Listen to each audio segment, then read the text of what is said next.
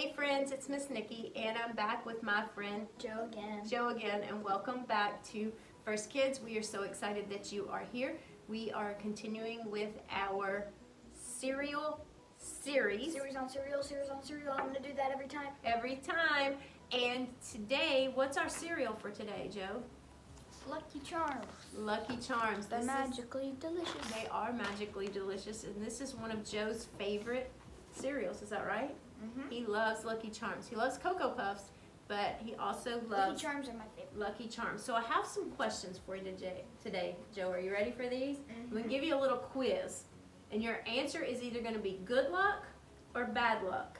And you got it? Good luck or bad luck. And I'm going to name a few things, and I want you to tell me if it's something that brings good luck or if it's something that brings bad luck. Okay. So a penny that's heads up on the ground. Is that good luck or bad luck? Good luck. Good luck. All right. What about a black cat that runs across in front of you? Good luck or bad? Bad luck. Bad luck. What about walking under a ladder? Bad luck. Bad luck. We did not go over these beforehand. What about knocking on wood? Good luck or bad luck? Look at. Never heard of that? You never heard anybody say knock on wood? Like Good luck? It's good luck. Like if you're like about to take a test at school and you're like, I hope I get an A on this test. Good luck. Like knock on wood. All right. What about a 4-leaf clover? Good luck or bad luck? Good luck. Good luck. What about if you break a mirror? Bad luck. Bad luck. Even maybe that says bad luck for 7 years, I think, if you break a mirror. That's what I've heard. What about a rabbit's foot? Good luck. Good luck.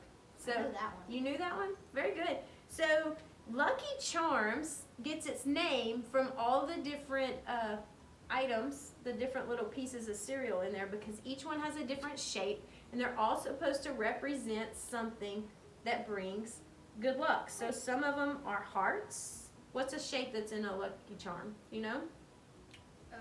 Hearts, rainbow stars, moons, horseshoes, leprechaun hats. Yeah. I think you got it covered. And so they're all supposed to represent good luck. But we know that the Bible tells us not to count on luck. And so the Bible gives us one person to rely on for all that we need. Who's that one person? Jesus. Jesus is that one person. And today we're going to meet 4 friends who believed in Jesus, not luck. And we're going to see how that faith has changed his life forever. So it's in Luke chapter 5, verses 17 through 26. And it says, one day Jesus was teaching. Pharisees and teachers of the law were sitting there, and they had come from every village of Galilee, from Judea and Jerusalem, and they heard that the Lord had given Jesus the power to heal sick people. Some people came carrying a man who could not walk. He was lying on a mat, and they tried to take him into the house to place him in front of Jesus, and they could not find a way in because of the crowd. So there's these guys. They have the sick friend. The sick friend's laying on a mat, and they're trying to get him to Jesus because they heard that Jesus could heal him. Right. But they can't get in the house because the crowd is so super big. And so they went up on the roof. They took the friend and they went up on the roof, and they lowered the man on his mat through the opening in the roof tiles. And they lowered him into the middle of the crowd right in front of Jesus. Can you imagine just be sitting in there listening to Jesus talk and then somebody coming down from the sky, from the ceiling? They lowered him down. And when Jesus saw that they had faith, he said, friend, your sins are forgiven. And the Pharisees and the teachers of the law began to think, who is this fellow who says such an evil thing? Who can forgive sins but God alone? They didn't understand who Jesus was. They didn't understand that Jesus was God. They didn't understand that he could forgive sins. And Jesus knew what they were thinking. So he asked, why are you thinking these things in your hearts? It's easier to say your sins are forgiven or to say, get up and walk. I want you to know that the Son of Man has authority on earth to forgive sins. So he spoke to the man who could not walk. So first he forgave him of his sins, and then he said, I tell you, he said, get up, take your mat, and go home. Right away, the man stood up in front of them. He took his mat and went home praising God. They were filled with wonder. They said, we have seen unusual things. So let's review what we just read. So there were 4 men, and they wanted their friend to see Jesus. Why did they want to see Jesus? Because they knew that he could heal the man that was paralyzed. He knew that he could heal him, so they were trying to get there. So there was such a crowd, they couldn't get to Jesus. So how did they get their friend to Jesus? They took a piece of the roof. They lowered him down on the mat. Right? In front of They went right through the roof. And so what did Jesus, the first thing that Jesus said to the man, what did he say? Your sins are forgiven. Your sins are forgiven. So he was more worried about the man's spiritual life than he was about the man's physical life, right? But he said, your sins are forgiven. But later, he healed the man, and the man, how did the man leave the house? He got his mat and he walked. He picked up his mat and he walked out. He didn't have to go back through the roof.